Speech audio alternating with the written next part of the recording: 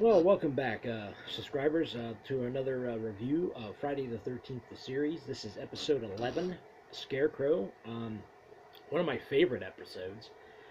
This episode is about a cursed scarecrow who, whoever puts a picture or photograph or driver's license or anything like that onto the scarecrow, it will kill that person with a scythe. Um, the really interesting little facts about this episode. Not only was it directed by William Fruitt, who directed the episode, the pilot episode, it also has some great characters and great acting in it. Played by Patricia Phillips, who plays Marge Longacre, who owns the Longacre Inn. She is the one that's using the Scarecrow to kill people. You also have a character actor Les Ruby, the late Les Ruby, who played in Black Christmas, the original Black Christmas. James B. Douglas, who played in The Changeling, and you have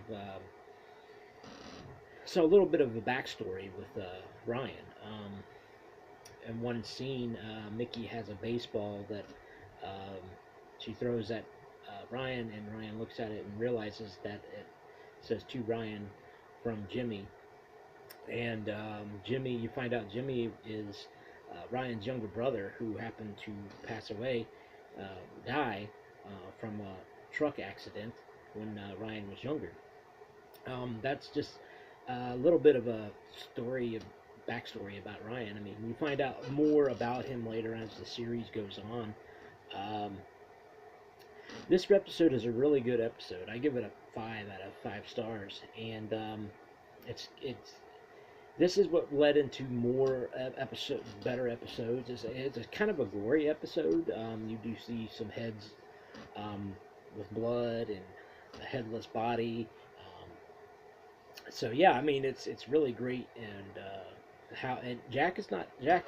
Their friend Jack is not in this episode. He's actually looking for a feather in another place, a state or whatever, and so. Yeah, I mean, it reminds you a little bit of like the Friday the 13th movies when you have the Scarecrow going around killing people. Um, and one scene that is it's just a little flaw, but one Marge goes to the James B. Douglas's character and she stabs him with a hook, and it takes him like I don't know maybe 4 seconds to realize he's been stabbed in the back. Um, and then when Mickey goes to the sheriff's department because her ID was missing, and they come to realize that when the late Norma Edwards goes to the inn and she gets her head lopped off.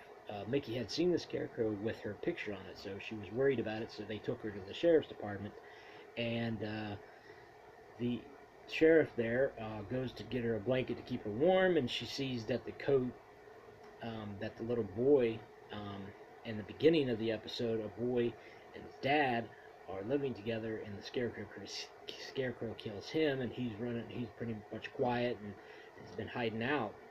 Has told them that he saw a guy with a trench coat and like a long hat on, and she sees that inside the closet and pushes him in, locks the door, so she thinks it's him, and then come to realize that it's not him, and yeah, so another cool thing about this episode is Ryan is trying to save Mickey from the Scarecrow because it comes in there, it's got a picture on there, and the lady Marge, she stabs the sheriff in the shoulder with a pair of scissors and grabs the boy and went to cut him in. Ryan, he's screaming Ryan, and Ryan just jumps out, kicks the scissor out of her hand, and it's kind of interesting because he's realizing that even though this is not his brother, he remembers his brother being killed and kind of jumps in to save the boy.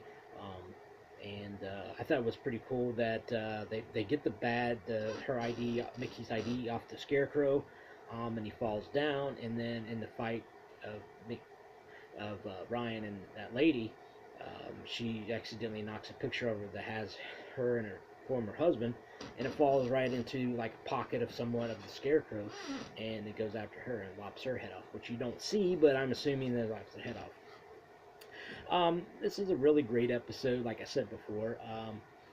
I've Out of all the episodes, this is the episode I like to watch the most. I've seen this, I don't know, probably 20 times. Um, and in that time period, you know, it's cool to know that as the series goes on, you get more and more better episodes. The first 10 episodes, there were some good ones. There were some um, really good ones. There was some not too bad episodes, but this one's really what led into the ongoing onslaught of some great episodes. Um, this is more reminiscence of the Friday the 13th, the movie series, even though Jason's not involved in any of the episodes, but this is really led into somewhat of a stalk and slash kind of thing. Um, it was really cool to see Mickey and Ryan going out on their own and finding something, a cursed object. In the concluding part of the act, the little boy, the sheriff's going to take him down south to where his aunts live so they can stay there. Um, and then as they're driving away, just like I said on the episode, The Poison Pen, when in the background where you see a hunchback walking around, I mean, you also in this episode just see a dog nonchalantly walking behind their car. It's just certain things like that is really what got me interested in the Friday the 13th series. Just little aspects that they have, like throwing in a dog in the background, or showing a little bit of backstory of Ryan. So as the series goes on, you find out more about Ryan, about his family, and I believe there's an episode where they actually reminisce about his brother. And next episode will be Faith Healer. Now this one was directed by David Cronenberg, so that would be the next review I do.